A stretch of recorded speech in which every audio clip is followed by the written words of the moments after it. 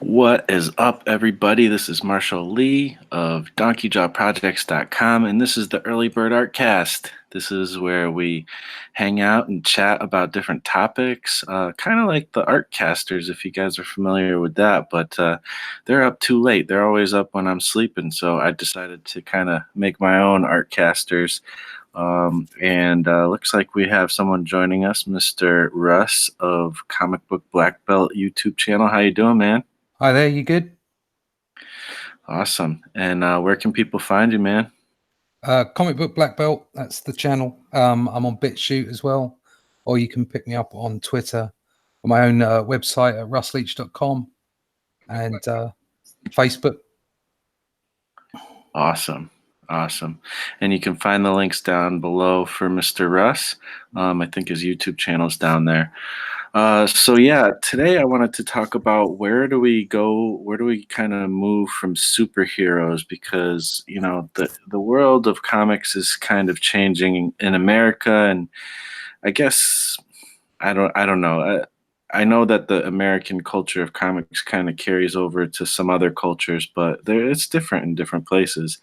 But I know at least in America, it has been dominated by the superhero genre for a long time. And it wasn't always that way. There were times where it was dominated by romance. Actually, was huge at one point, and horror stories were huge at one time, and crime stories. So those were actually the main bread and butter of comics for a while. But it then eventually came over to comics, and then it seems like it never looked back. Um, until recently, things have been changing, and I got this comment from my buddy Jan Yanimal. Check out his YouTube channel if you type in YANNEMAL. I think, yeah, I'm sure his link is in the description because he's been on the show before, and I keep anybody who's been on the show, their link is down there. So definitely check him out. He's got awesome videos where he travels around wherever he's at. He seems to travel the world constantly. And he also shows his art and his work on his comic Phosphor. So anyways, he put in a comment, and I don't know if he was like trying to ask me a question so that I would answer it or not, but it's a great idea for a topic, so I'm jumping on it. He says, I love superhero stories. Moving away from them and the hallmarks or crutches of that genre, I found it hard getting across what makes characters stand out when you can't have them state the obvious about themselves in a catchy one liner. How to get to that next level. So I think, it's kind of this idea of like, you know, if you've been interested in comics and making comics, and you kind of started out in that American tradition of superhero comics, where do you go from there? How do you write a story that isn't about superheroes? Now, before I kind of get into that, I do want to just kind of put the caveat out there that superhero stories. One thing that kind of I feel like why we're moving away from that, there's a few different reasons, but one reason is because I feel like, Marvel DC, I mean, they've kind of said everything, or a lot of most things with superhero stories. They've gone in so many different directions. These superheroes have been lived on like almost eternally. It's crazy. So it's like it almost feels like, well, what else? What else is there to say? Well, I will say that there actually is a lot still to say. I don't think the superhero genre is dead. But I think it is a little more difficult to find a fresh take sometimes. But I think it's possible. It's funny though. I think that the common tropes of what we kind of know what superheroes are. I think those things actually like a straightforward Superman story or something. Like I think actually doing a story like that would actually be doing something different in the industry like that it just isn't done anymore as much. There's all kinds of weird ways that people are kind of going in different directions. So, there's you can even do some of the most basic things and almost be revolutionary in this day and age. So I just wanted to say that superhero, there is still room, I think, in the superhero genre to do some cool things. But, there's awesome opportunity for expanding out into other things. And I mean, like I've said in my video, how to, I think it was titled, How Can We Save the, I don't think it was Save the Industry, but I don't know. I forget now what it was titled, but I had one where I talked about manga and how, the fact that we don't even realize it. Like when we think about the comic book industry, we think, oh, well, Walking Dead maybe is on top, or like Batman's on top, or whatever the new book is of the month is on top. But we're so far down the totem pole from like just simple like a comic about food fighting in Japan. Like manga is way heads over tails on top compared to us.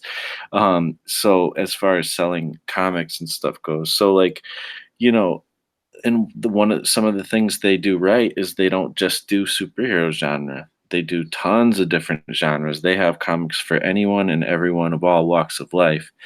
And I think there's no reason why we can't also do that. And I think we have a lot of times been doing that with indie comics, and especially Image, I think, has kind of been a really good kind of, I can't think of the word, but kind of like somebody who kind of went out in the forefront and really made that happen, and other indie companies as well. And I think a lot of people are kind of following in those footsteps now that they've found some success with some different stories. Like what's the one? What is it called? Saga. Saga's a big one. Walking Dead, obviously, that just finished, which is crazy and monumental in its own right. That's not a superhero comic. Most of their comics are not superhero comics anymore, and they're doing some pretty amazing things. And so is a lot of the other indies as well. So yeah, I don't know, Russ. What do you think about this? Can we, is it in your interest to move on from superhero? I know you kind of like the superhero genre. Yeah, comic books didn't start with superheroes. They started, as you were saying, with lots of different genres. In fact, we're all going to embark on a romance thing, aren't we? We were talking about that, and that just being able to do lots of different genres is very important in Europe and other places around the world. Like you're saying with Japan, they've not focused on superheroes anywhere near as much. Even science fiction in the UK with things like 2000 AD and Star-Lord and what have you was very much focused on science fiction. And of course, in a lot of ways, science fiction is very much a mirror of society and of political views and what have you. It's a way of writing, isn't it? It's a way of getting those ideas across in a scenario that's a bit sort of more wild, as it were. But it's an analogy to get across points of view and ways of thinking and lines of thought. I think, particularly to the US, the superhero genre is it's the hero's story. It's the hero's journey. Sorry, and it's very much a United States mythology. And I think that's why it's so deeply deeply felt, and why it's so it's really part of the psyche, isn't it? So I think that's why superhero comics are so popular, and I think it's why so many people want to write them. And yes, Marvel and DC have done it for a long time, but in some ways they're a little stale. Not in all ways. I still think they write some great stuff, but a lot, a fair proportion of it is either running over old ground or desperately trying to seek new ground to the point where it's not quite working. Whereas the indie books have always done well looking for new ground and looking for new readers. It's just that they've never had the financial and commercial punch. But as far as honing your art is concerned, before you ever touch a superhero story, you should try doing a story that doesn't involve superheroes, because you should try and draw everything anyway. If you can draw, a pirate story or a love story or a noir story, some kind of crime drama, if you can draw those things and make them look visually exciting, then you can do a superhero story even better. I think that's what it comes down to. And some of the European crime noir stuff is superb and very, very effective. And I think it's important that you try all kinds of genres and you try and draw all kinds of characters. And actually drawing characters in spandex is the easiest thing to do out of all the things you do as a comic strip artist. It's got to be, because most of it's just basically you should have your anatomy down anyway. You should be understanding of the way people move and the way their muscles work. So putting them in spandex is dead easy, isn't it? Rather than a scene where you're conveying emotion from one face to another and doing it in such a way that the camera angle isn't flat, so that the panel is visually exciting, as well as portraying the information from the story and as well as portraying the emotion from the characters that you're laying down on the page. And if you're focused on the action and the big muscles and the spandex, then you've missed something. So I think it's important to move on, but also rather than moving on, you should have already tried to do something else, and widen your vocabulary as far as comic strip storytelling is concerned. A lot of good things in there. That's definitely interesting. And I think one thing that you said that I thought was interesting too is talking about the hero's journey, and even if you don't do superheroes, the hero's journey is pretty darn universal for a lot of stories. It doesn't have to be every story, but many, in fact, maybe most stories tend to be somewhere in the realm of hero's journey. And it's a really great way to tell a good story and to learn also how to tell a good story. Whether you're doing, romance or crime or whatever, horror or whatever. Now, one thing that's interesting is the different genres kind of have different rules. So really, I think to kind of partially have some answer for what Jan was asking as well is, study that genre, whatever genre it is that you might feel inclined to explore. Because even if you're there are people who are like genre writers. I've learned this kind of stuff from novel writers actually. And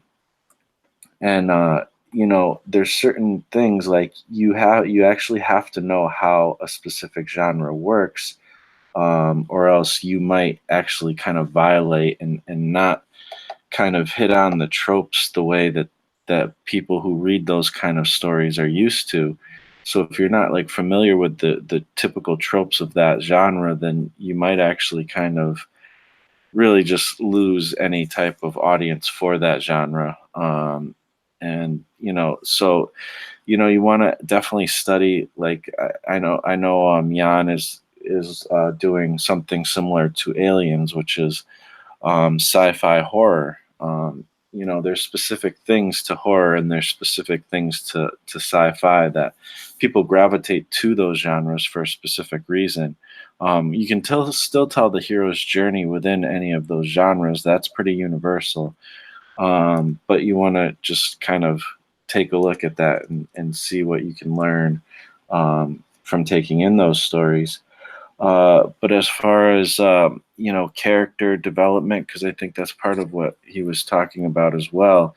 There is that kind of typical superhero thing where they come in and they kind of fly in and they have like their slogans and stuff that they kind of say, and especially in older comics, and they just kind of have these, like he said, kind of like almost cheesy one-liners. And I don't know if he said cheesy, but I said cheesy. And you know, that's a fun. Actually, I feel like there's opportunity to do more of that stuff because people have gone away from that for a long time, pretty much since Dark Knight, you know, came out, you know, many years ago. A lot of people have been deviating from that type of thing.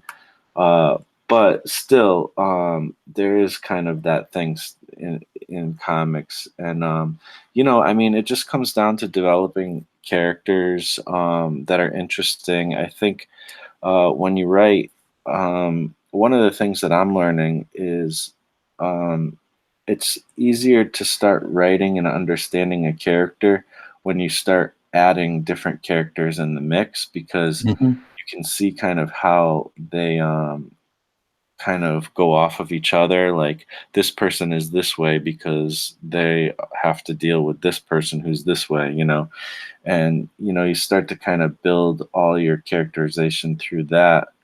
Um, yeah, so I don't know. I think that's one way. How would you approach writing a story that is not within the superhero genre, Russ? Does that include science fiction? Yeah, science fiction. Okay. Well, I mean, you can. What do you mean? Like, are you saying like we should try to I step away from science fiction or no. go towards science fiction? I'm often um, I'm often in two minds as to whether all superhero stories are in fact just science fiction, Gotcha. because they have so much of their world based in the fantastic, Right. and it's not like it's Dungeons and Dragons. It's not like it's magic, because a lot of the time there'll be a pseudo scientific reason for why they have their powers. So, for instance, Right. with Superman, why does he have his powers? Because he comes from a different star system where they had a particular type of sun, and our sun increases his powers. That's as far as I'm not completely versed in the lore of Superman, but I think that's how it works. Okay. Please, anyone out there, if I've got that wrong, tell me. But just as an example, that kind of thing, and because of that, that technically makes it science fiction, I suppose. Um, Batman is loosely science fiction because all of the gadgets that he has, certainly for the most part, have been ahead of the curve as far as science is concerned. You don't, you know, the big bat cave and the screens and all this stuff that he had was always just that little bit better than you could probably get in the local university. So technically, yeah, I suppose it's science fiction. So that being said, obviously, if you put it at its core and say, okay, well, it's a mythical hero's journey set in modern to postmodern day, and that's a superhero, and science fiction is definitely down the more scientific role of like future events, or what if something scientifically uh, um, underpinned were to happen in today's environment, that kind of thing. And I think because of that, that they're very similar to write. So it's ergo my question: do we include science fiction in that? Because the only uh, experience I've had of writing any scripts, and I've written two for myself, is science fiction. Hmm. So it'd be very difficult for me to say, "Oh, well, I think you should come at uh, a crime, not a crime graphic novel like this," because I don't think I'd have a clue, to be honest. But as far as science fiction is concerned, and I think science fiction really, all genres must work the same. And exactly what you were saying is about making character the core. So you've much like with a comic strip, you have you have an artist and a writer working together, and they're as just as important as each other. It's two halves of the same output, as it were, two halves of the same coin. And just like that in story writing, I think, you've got two halves. You've got the characterization and you've got the plot. And you've got the whole reason why they're there, as it were, and they work off each other, because without the plot, they're just characters roaming around randomly. You need some kind of plot, and without the characterization, the plot becomes dull because you're not invested in the plot, you're invested in the characters. So I Mm. think that's probably a premise for all good, at least comics. I can't stretch to talk about good writing in general, but from a comic strip perspective, because I've read a lot of comics, that seems to be the most important thing, is that it's a combination of the parts. So there's a combination of characterization and plot. Why are they there? What are they doing there? But without the there, you're not interested anyway. And then on top of that, writers and artists working together so that the writing encourages the artist to create and then moves the plot along visually. So I suppose it's a bit of a airy fairy answer from me, but it's a combination of those things, and I don't think focusing on any one of them will provide you with the right outcome Mm. or an outcome that fits all the targets that you put on yourself, or as a team you would put on yourselves. You say you want to have something visually appealing, you want something that people would follow as far as the plot is concerned, an interesting story, but at the same time they're engaged with the characters and want to see them, perform in whatever way. If they're a villain, you want to see them do villainous things, and if they're the hero, then you want to see them triumph in the end. And those are your targets, and that's the way you reach them, I suppose. Yeah, yeah. Yeah, I don't know. I certainly would consider I would consider superhero genre kind of its own separate thing, even though I do get your point that they're basically sci-fi genre. It does kind of very much come from a sci-fi world. Comes from a lot of the pulp fiction that happened before comics, and then Mm. that comics turned into become basically part of that pulp fiction. Um, and a lot of that was sci-fi based, and so yeah, it definitely shares stuff. But I do think that it's kind of become its own thing, and that's kind of where its roots are at. But it is kind of its own thing. At least that's kind of how I think of it. But either way, it's funny though, because one thing I do notice is one of the main genres in places like alternate and image. I notice there's a ton of sci-fi stuff, so it's kind of funny that all these people who made like superhero comics are coming over, and now they're making like sci-fi comics and stuff.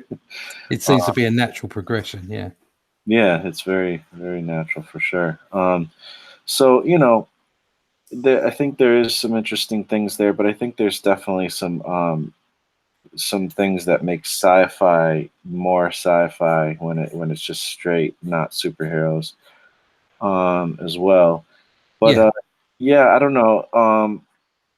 One thing I know is that I think there's a ton of opportunity for other genres. I think more now than ever, but there always kind of has been. There's something interesting that I always hear. Oh, what's his name? The guy. He's one of these kind of social media guru types. Seth Godin. Um, there's something that I've heard. He has a book called Purple Cow.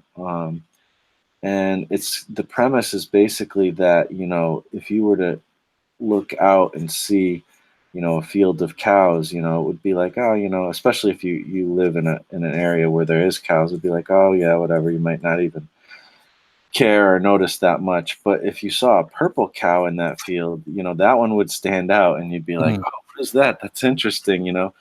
um, and like the idea is basically like this kind of idea of almost zagging when everybody's zigging, and vice Yeah. versa, and so I think there's always more opportunity than we expect. We can look into the superhero genre and be like, oh man, that's saturated, they've done everything, blah blah blah. well, what if you do, a superhero story that's, more of a sci-fi adventure or more of a horror thing, and you can Mm, see people do that. The one of the most popular comics right now is a Hulk comic. I don't yeah, know, I forget what the title is, but that is basically a horror comic from what I understand. yeah. From what I've understood, yeah, definitely, and they're doing a great job of it as well. And so it's celebrate, that's a purple cow, and there's Yeah, no reason why we can't kind of do that kind of thing as well. And I think nobody's really doing a horror. Well, there probably is some people doing it, but not many people are doing a horror sci-fi story like Jan is, that kind of reflects aliens and stuff. And honestly, that it's just, I don't think that market is too sad. Well, actually, that's the thing. Like, there has been a lot of sci-fi stories out, but that actually might be a great advantage, marketing wise, Jan, for you, to the fact that you're doing something more in the horror realm of the sci-fi genre. So it's actually a pretty smart move there. I think like with all of these things, it's where the lightning strikes, Yeah. and you can have an idea that's been regurgitated, as it were, that's been done before, but if you do it well, and if you entertain and you engage people, then it doesn't matter. You know, Mm. people have heard people hear stories all the time and retell stories all the time that they've heard and retold hundreds of times. And they enjoy them. They enjoy those stories. And Yeah. sometimes they enjoy the fact that they know the ending. And you know, when you come up with a new character to invest in, the story, you know, the hero's story is very much the same process, isn't it?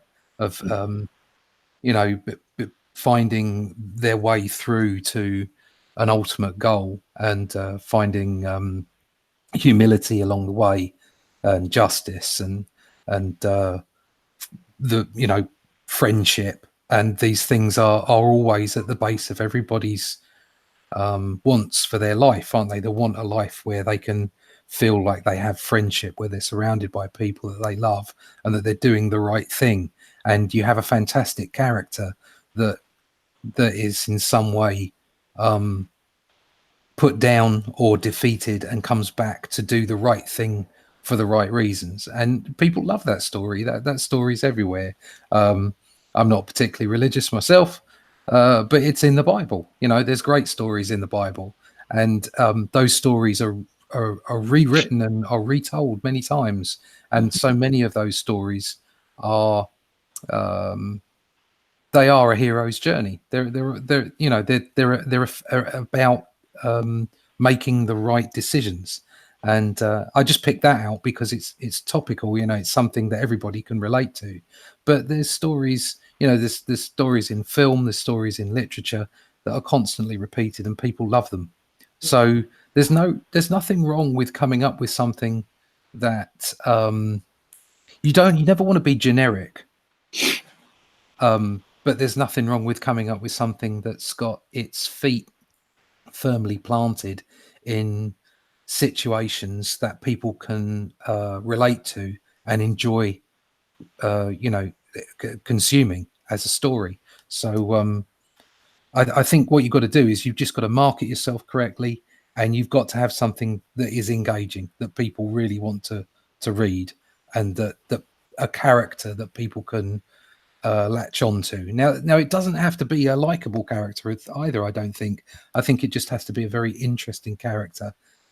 Flaws in characters are very important. Mm. Absolutely. Yeah, I mean, it does. I think it really does come down to kind of understanding how stories work, learn, just really being a student of that and how characters work. I mean, to be honest, like this, the hero, yeah, the hero's journey is just in so many stories. And I mean, I think of like The Matrix, which is another favorite of Mr. Yan, actually, and a lot of us.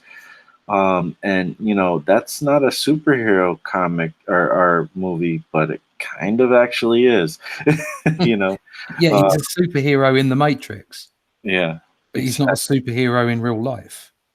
but I don't think many people would call it a superhero, movie. No, no. So, yeah, there's so many ways to go about it, and I think if you're trying to tell typical type of stories, like I think, Russ really hit on some really good stuff that character is really where it's at. If you can just write a compelling character, um, that's what you want, and so some of the fundamentals of character are, like he said, you don't want them to be flawless. They've got to have some kind of flaw, but they also have to have some strengths. You want them to be a well-rounded character, and they have to have some kind of motivation. That's a big part of it. They also need to have a goal, like a desire, and they also need a need. Sometimes people mix those things up. There's a such thing as a want and a need, and they may want a certain thing, but they really need something else, and that tends to be the thing between those. The area between those two parts of a character is kind of where the essence of story is at. They want a certain thing, but they have to change and realize that they actually needed to realize this before they could either get what they want or realize that what they wanted was not the thing that they actually needed to do or obtain or whatever. So you get into some of those very basic things, and if you can nail down those things within a character, it doesn't matter what genre you're hitting, uh, that's going to be a compelling story. Yeah, you So nailed it. Yeah. let's check out the chat real quick. We got Teresa in there. Hey, what's up, Teresa? Hi. Marius is in there. Thanks everybody for checking in. Ner, Kner, what's up? Thanks for stopping by. Sideburns, aka Dan, aka used to be Bane Flame. He's saying hello. What's up, man? Um, Van Illustrations, Mr. Clayton. He just finished the 100 Days of Making Comics. Go check out his YouTube channel. Congratulations, man. Once again. Teresa, there's also children comics that are coming back with a vengeance. Mm-hmm. That's a great point. I mean, we, a lot. It's always been a tough thing for me. You know, I don't want to make children's comics. It's not something it's not the main thing I would want. I should change what I'm saying. I would like to make children's comics, but that's not like the main thrust of my desire to make comics personally. Um, Part of it is because the stigma that people think that comics are for children, and I Yeah. want to kind of buck that stigma. But another part of it is just I'm not super interested in that. But then there's the other thing is because comics actually aren't for children as much as people think they are, that the children's comics has become underserved. So there's actually a lot of potential, a lot of there's just there's a need, for good children's comics out there. So that's a great point. There's a lot of, I think, opportunity, and there's a lot of need there. And if you are motivated to make children's comics, if that's something you're interested in, then I would say go at it 100%, because I think there's a place for you, in comics with that. De- Um, Definitely. I've the two scripts that I've written are all ages comics, and something I didn't realize for a while was how important it was to me that the comics I read as a kid never spoke down to me, always had a wide vocabulary. I mean, you look at some of Stan Lee's stuff back in the day and the silly words he used to put in, but you went away and you checked out that vocabulary. And when we were producing Doctor Who for the kids book Doctor Who Adventures, we never spoke down to them. It was always there was always a wide vocabulary and wide array of subject matter. And so what you do is you make it so that everybody can read it. you know, like I think we've said this before, you know, romance, not sex, action, not violence. And it's enjoyable to everybody. Everybody can enjoy that. Those books I read, you know, those Bronze Age books as a kid when I'd read Fantastic Four or Avengers or Captain Britain, they really were for everyone. And this whole concept of comic books being just for kids, I think it was invented by the elite art classes that didn't want to believe that it was an art form. It's just as much of an art form as photography is, or cinematography, and it should be treated as such. It's a way of producing a visual story in the same way that you produce one for cinema or for television, and it should be given that respect. And don't worry about, is it for kids, isn't it for kids? I think it's a matter of how you write the book and the kind of target you're looking for as far as the end story is concerned. It's not to say there's anything wrong with writing comics specifically for adults, and I've been on 2 books that were specifically for adults, both of them horror books, and it works. It definitely works. But from my personal perspective, the stuff that I want to produce, I want to emulate what got me into comics when I was a kid, and that is this kind of all ages, don't talk down to anyone writing that isn't too extreme. So it sounds a bit wishy-washy when you explain it. You can think, why would anybody want to buy that? But it isn't. It's action, it's fun, and it's not so intense that you can't give it to absolutely anyone of any age.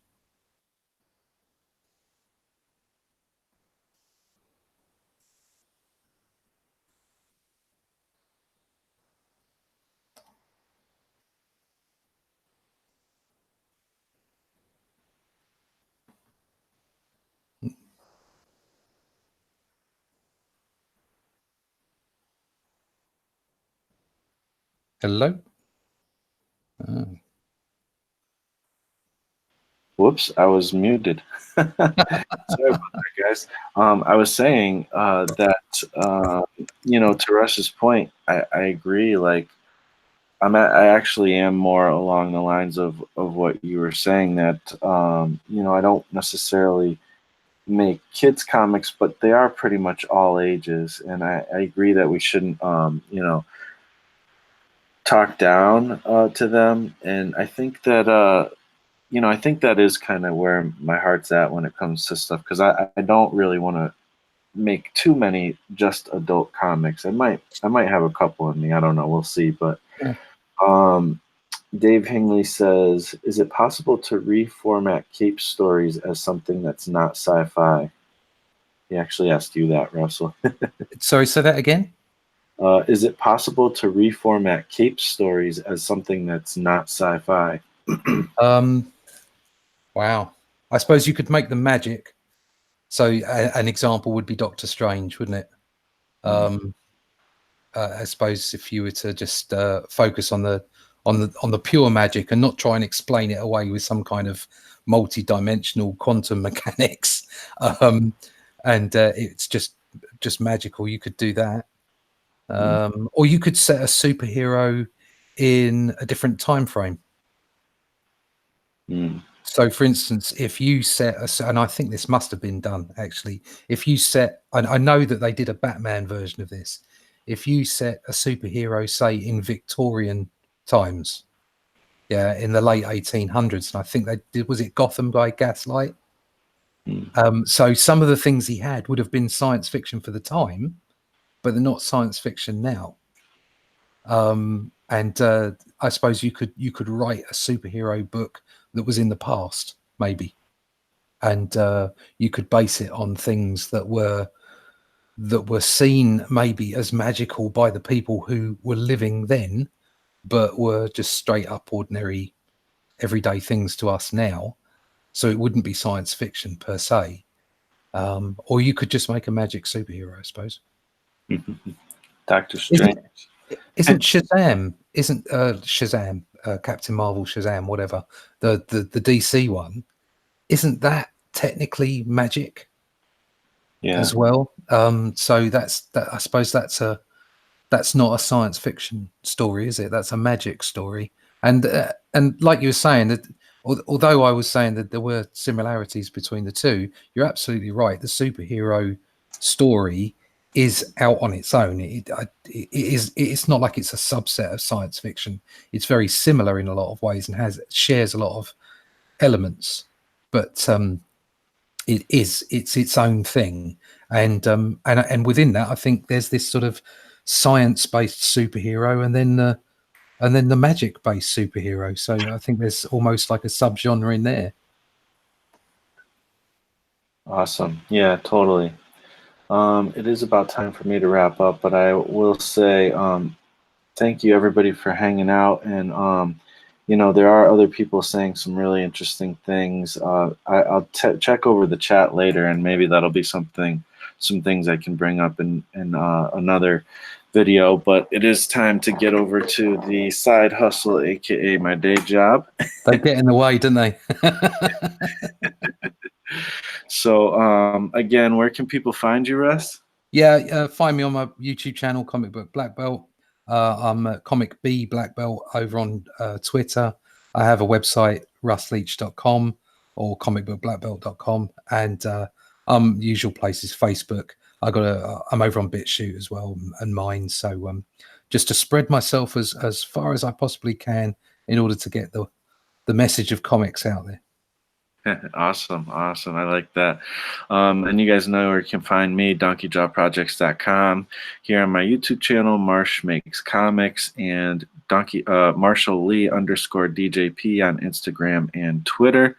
And that's about it. Thank you, everybody, for hanging out with us and watching on the replay as well. Please put your comments below. I'd love to chat with you about this topic. I think there's a lot more that can still be said, but we hit on some things, I think, too. So thanks for watching, everybody, and we will talk to you next time. Thank you. All right, later.